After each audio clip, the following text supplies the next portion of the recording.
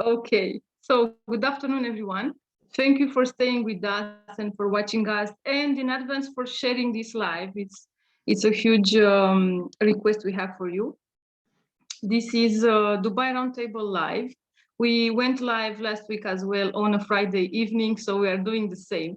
We are just testing you to see how active you are as an entrepreneur, how determined you are to grow your business and to stay live and to network, even though it's Friday afternoon.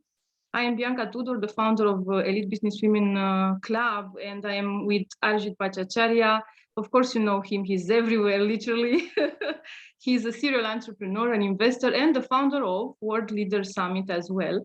Why do I say about World Leader Summit? Because together we are organizing Dubai Investors Roundtable in January 16th to 18th. Why are we doing this? Of course, you know that the biggest challenge for entrepreneurs and companies is to grow. In order to grow, you need to invest in your company and you need to raise funds and you need money, like literally you need money. What we are doing, we are bringing together a trustworthy network of investors with our companies and the companies who are applying, of course, who are determined to apply for this roundtable to pitch their business. Because at the end of the day, what we want is for you to go to the next level with your business. It's simple. Hello, Arijit, and welcome. Thank you so much, Bianca. It's always a pleasure to have live with you. Full of energy, full of growth, and full of course, many inputs for the entrepreneurs. Ole, so a lot of entrepreneurs ask me, can I subscribe if I'm a startup? Can I subscribe if I'm a scale up? So just for you to know, we have been subscribing companies in the startup, let's say, phase of the company. And we have businesses from the fitness industry, from the fashion industry, from the medical technology, from the jewelry industry, from aviation. You will see such a beautiful idea. Of course, we have scale-ups from agribusiness and another domain. I don't know how to put it with the gas stations. I don't know which domain is this, oil and gas, let's say. Okay, so if you think, should I subscribe? You see a lot of different industries. Some of them are innovative, some of them are old, like the agribusiness. It's not a problem. You go to the link, you apply, and we will let you know what resources we have for you. So if you are still thinking to apply, don't think that much. Just do it and just act. What is the topic for today, Arijit? What are we going to talk about? We are basically going to talk about when is a good time to raise your fund. So probably many of us, when we look at the subscription level that's happening, they feel that, oh my God, great, like these guys are talking more on traditional business. Oh my God, they don't have any kind of technological company who is applying.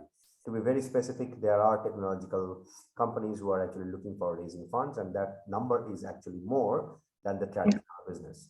But somehow the funniest part is when we are talking about tech solution business, they mainly lack the very simple concept of applying with the right kind of pitch deck. Probably you can hop in and check what we did last Friday, how exactly you can create your pitch deck, what is and how exactly that will impact your fundraising procedure. So I'll highly encourage all of you to check our live in the same page in the Elite Business Club, and then at the same time kindly check our YouTube link in Arijit Bhattacharyya. So my spelling is Arijit space Bhattacharya. Just Google and check in probably in YouTube. You will find that video. You can always comment over there. We can get in touch with you. If you don't wish to comment, if you want to just learn, please learn it. These are very basic things that we have shared so far, so good. Yes, and because we are putting a lot of work here to do these live events and to bring so much value and, let's say, knowledge and expertise into the online environment, it will be amazing if you can just share it to your network as well. In order to create an ecosystem in which education is key, this is one of our values at TBW and World Leader Summit as well. So the first question for our investor, Arijit Bhattacharyya, why you should raise funds, Arijit? Well, as I said last time, probably I will repeat the same basic concept this time as well. It's not necessary to raise fund if you're doing business. It's completely fine if you don't raise fund. If you feel that you are doing excellent, you are doing great, you are making money, and you are actually totally cozy when you are doing your business, it's perfectly fine. But you know what? Sometimes in life, when you're doing good business, you're earning revenue, you feel that you will achieve your goal in next 10 years, this is the right time for you to raise fund. I'll tell you why. If you have somebody else in your business who is coming with not only money, but coming with network, experience, and of course, expertise from the same similar kind of domain, or maybe from the different vertical, both of you can learn from each other, and that particular investor can grow your company much more faster. So your timeline of 10 years becomes 2 years. Now, it completely depends on you, whether you want to grow fast, you want to raise money, and then you probably want to scale up your company from a particular country to another country, or maybe from a state to another state. It completely depends on your appetite. We are not at all going to push you to please come and raise your money. No, it completely depends on you. It's your business, your baby, you started it, and it's your comfort zone. But if I am you, or if I am Bianca, we will of course encourage you to probably handshake with such kind of scale up procedure. Now, allow me, Bianca, to share a little bit about when to raise fund. And before I hop into that, I'll try to explain them why you need an accelerator to grow your business. If you look at Elite Business Club, and if you look at Co-Innovate Venture, which is basically our own accelerator, where EBW is one of the partner, and if you look at World Leaders Summit as an ecosystem, we have a combined force of 35,000 business into our ecosystem and 11,000 business into EBW. So you can, the best person to calculate, and I'm sure that all of you entrepreneurs are good in math, so you can calculate the number of businesses that we are connected with. Various different kind of business, various different kind of industry. All these guys are not fooled to subscribe and connect to us and say that we need some kind of network and hand-holding methods to grow our business. Why this is happening? This is happening because when you try to accelerate your business, it's not possible for a solo entrepreneur, or maybe 4 or 5 guys, to scale up their business very easily.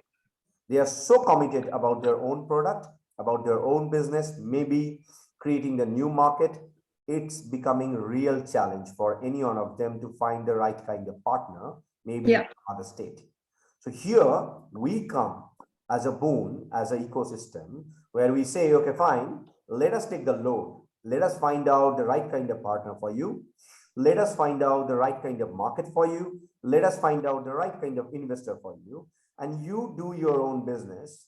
Let us help you to grow your venture.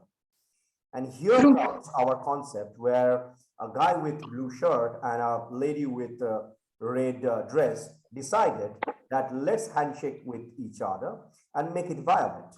So if you mix both the colors, this violet becomes an energy for your business to grow your venture from one level to another level.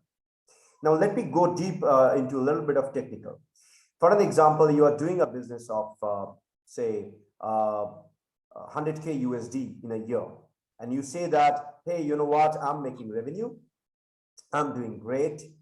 I don't have any kind of debt from any kind of bank. And why shall I come to you guys to raise fund? I can do it from some bank. I can take some loan. I can go for a debt. Now, the situation is when you are going for a debt or bank loan, and you are now applying for raising fund from investor, the problem is when the investor comes, the debt also comes. The loan is there inside the company. So from the investor's perspective, he or she needs to take care of that particular debt or loan, whatever you have done in your business. And it's not very cozy and comfortable to, come on board with that loan itself. So from investors' perspective, they love to have a company with a revenue stage, and they feel that, okay, fine, I have 5, these guys have 3, let's combine it to make it 8. That's how the bonding happens. Now, I'll skip the metaphor. I'll go deep into the finance part. If you don't have debt, if you don't have loan, you feel that I can go to bank and do the same kind of procedure, you can do that. Banks have their set rules. They are not going to take risk because you are an entrepreneur. But from the angel investor's perspective or a VC's perspective, they are taking much more risk rather than banks. And that's the reason you should raise fund from angels and VC, not from banks, not from someone who is giving you probably loan as a private investor. Yes. This enables you much more flexibility. So Bianca, I would love to have your opinion. Maybe take one of the example of one of the venture who actually talked to us last time in social media, a lady who was actually a creator. She created an animated series and wanted to grow. And then we had a discussion and she said that she needs help about business. If you can just give a little bit of example of that lady, probably the audience will have a better understanding why you need a business accelerator, why they need us, the private clients, to expand their business.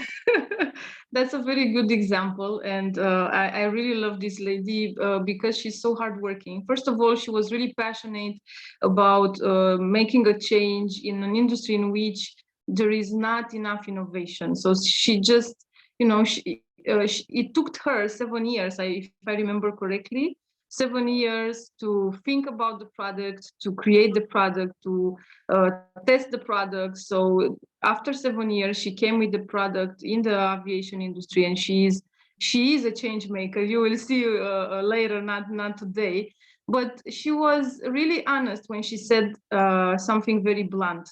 I love my work. I am very creative. I know how to create the product, but I have no skills in doing business.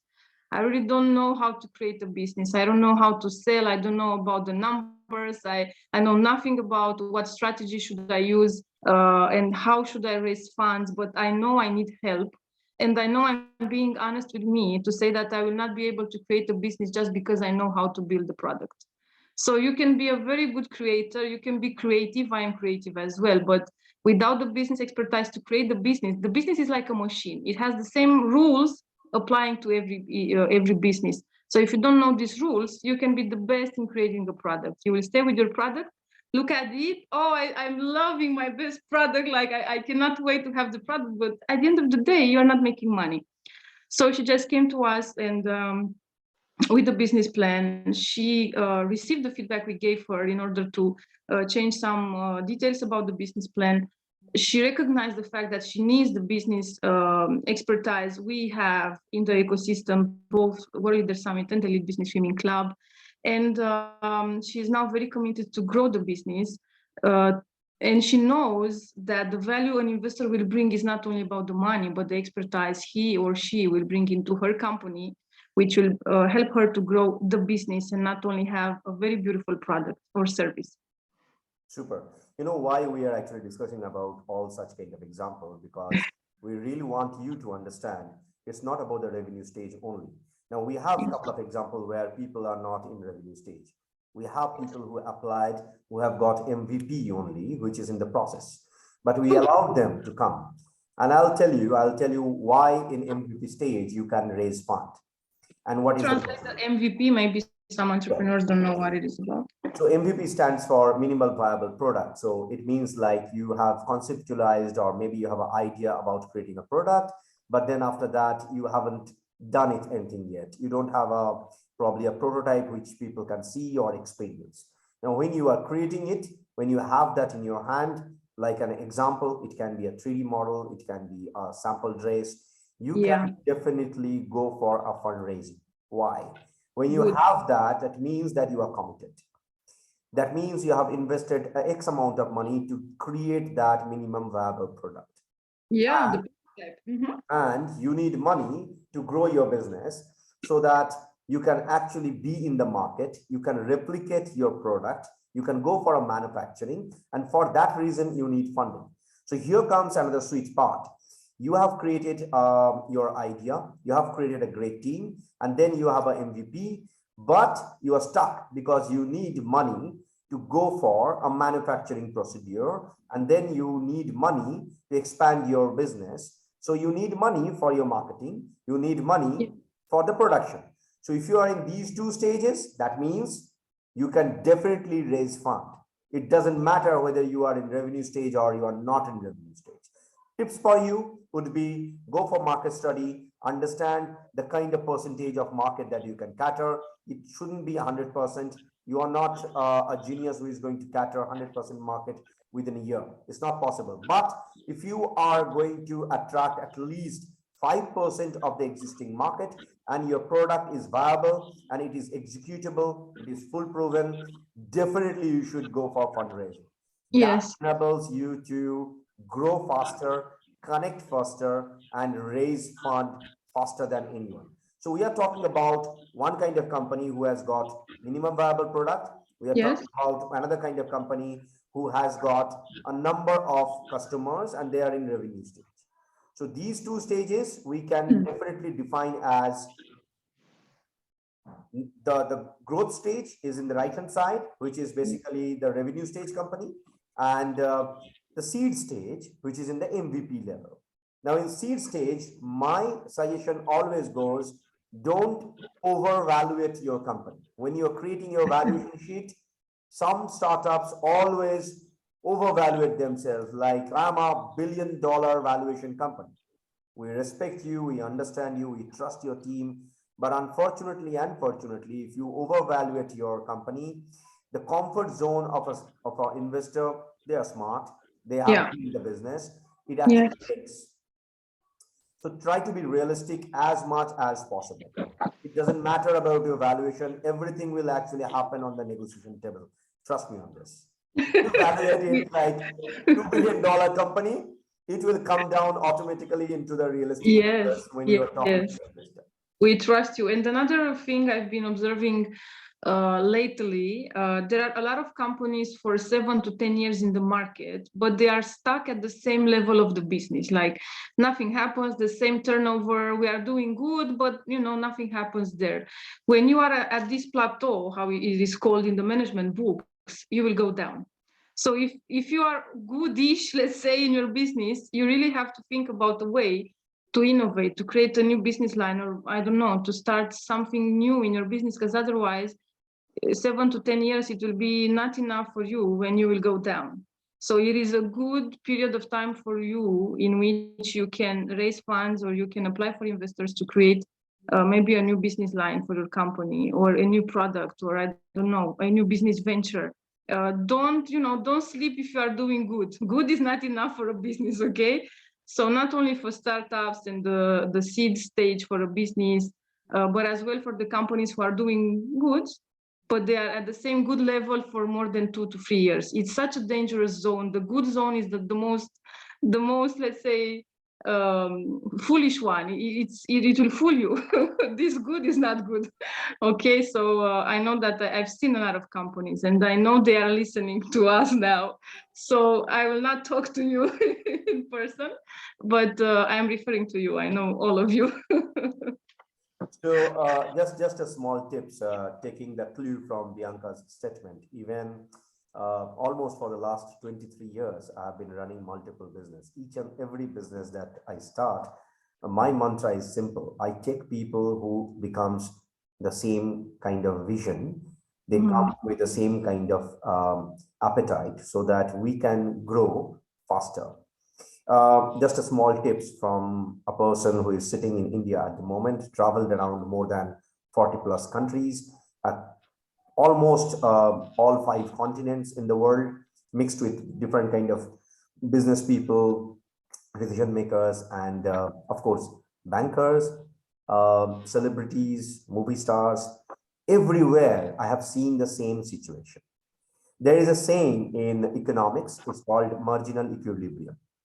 So if you don't understand what is your ME, it's going to be very, very difficult. You will be stuck. Probably you're doing the same business for the last 6-7 years. And I completely agree with Bianca's point. You are in your cozy zone, but the market is updating day in and day out like anything. Just imagine a couple of years back, you used to read newspapers. Now, in today's time, you are watching basically live online. Yes. And the total time span for any kind of news to come out is approximately 20 seconds or maybe less than that. Because you have lot many things like Twitch, like Twitter, like number of chat engines which is there in the market. So if you feel that you are in no competition zone and you are probably going to grow, think again. Technology always comes as a catalyst over here. And for these kind of businesses, I believe, or rather I should say, me and Bianca, both of us believe that you should come out from your comfort zone. You have done your business for last 6-7 years. You have done great. This is your right kind of time to change the appetite and probably have appetite to grow. There are situations when you feel that, you know what, I created this company for last 6-7 years. Why shall I take someone on board who is going to probably take my... You read my mind. I wanted to ask you this. I'm like, wow, okay. Yes. Why shall I do that? And somebody will come and they will probably take my business and probably, buy my business. It's not like that. You can always think different. You can always create things on a holding company. People would love to come on board if you really don't feel that you don't want to come out from your comfort zone from the mother company. But the best option is if your mindset says that this is mine, you're not going to grow.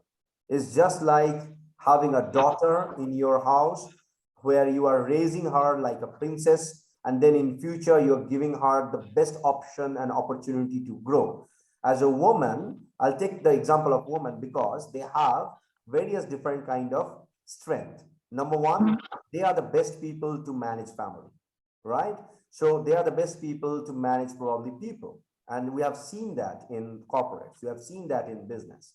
So when you're thinking that your business is just like a princess, just think that there will be someone coming with your princess to handshake with her and grow the company together. It's not going to happen that he will probably marry your princess and take it away. It never happens. And of course, that there are different ways for the return of investment, and we can talk about this. We can negotiate with the investors. We can be innovative and find solutions. Because at the end of the day, what we want is the business to grow and everyone to have a return of investment, both the entrepreneur and the investor. So, yeah. But I think we will leave this return of investment in our next talk, because let people absorb it, think that whether they are ready to get someone on board who can probably handshake with them. We are not at all talking about some investor who will just come and then take your business. The reason we don't do that because we are probably good people who understand that we are not going to bring some investor who is going to be monkey in your head. At the same time, we'll take care of the investor side as well. They need their money back. These guys are not actually, sometimes these are not actually have a gold mine of money, and they can pump in money like anything. Of course. When they're committing their money to invest in your business, that means that they want to grow their money as well as they want to grow their mindset. They want to enter into the new domain, which is not their vertical, right? Yeah. It may happen that it's completely different kind of region altogether, but when the mixing happens, magic happens. But for sure, we're going to probably connect in the next discussion. For sure. So today we talked about why you should raise funds and when it's good for you to raise funds. We do that because we are organizing Dubai Investors Roundtable January 16th to the 18th, 2022. Like the next year is so close, I cannot believe that. It is a good period of time for you to think about raising funds. We just talked about why you should raise funds. You should watch the entire video. So we will leave the link with the subscription form for you to fill in. In the first stage, you just apply. You will respond to, I think, 4 or 5 questions in total. You just attach a short description of your business, nothing very hard for you to do. We will review it and we will come back with the feedback to you. This is the first stage, nothing complicated. It will be a good way for you to receive a feedback about your business, which is very, very valuable. In the same time, from a serial investor like Arijit, who is with us today live. So thank you so much, Arijit, for your presence and for sharing with us your expertise, of course. Thank you, Bianca. So it's not about only me. I'll actually praise about Bianca. She's a kind of powerhouse. And when she works like, crazy. And I found that probably it's a combination. I'm not sure. Let me put a little bit of fun. within our conversation. So Okay. Bianca calls herself fire. I call myself as water. And look at us today. She's wearing red like fire. I'm wearing blue. I don't know how it happened. We never ever I actually don't know. talked to each other. No, But we yeah, don't speak. fire. So if fire and water comes together, the smoke will of course come, and it is always for people who are entrepreneurs. They are actually seeing success behind the smoke screen. Remember that entrepreneurship is not always about coming in front of the press news and becoming popular. It's all about going behind the smoke screen, do some disruption when people will talk about you and respect you and admire you. With this, I'll Thank you leave so it to much. Bianca. And in the same time, it's about collaboration and working together with people to be to complete your set of skills and knowledge. I can do good and Arijit can do good, but we are doing better together as an ecosystem to bring what we know to do the best in our businesses. So imagine that you need this type of people around you to grow your business. We are waiting for you at Dubai Roundtable in January 2022. And of course, we will be live with some other interesting topics. If you like what you just seen, just share our video, and we would love to know about you. Subscribe your business and let's talk about Dubai Roundtable in a call. Thank you so much and have a great weekend.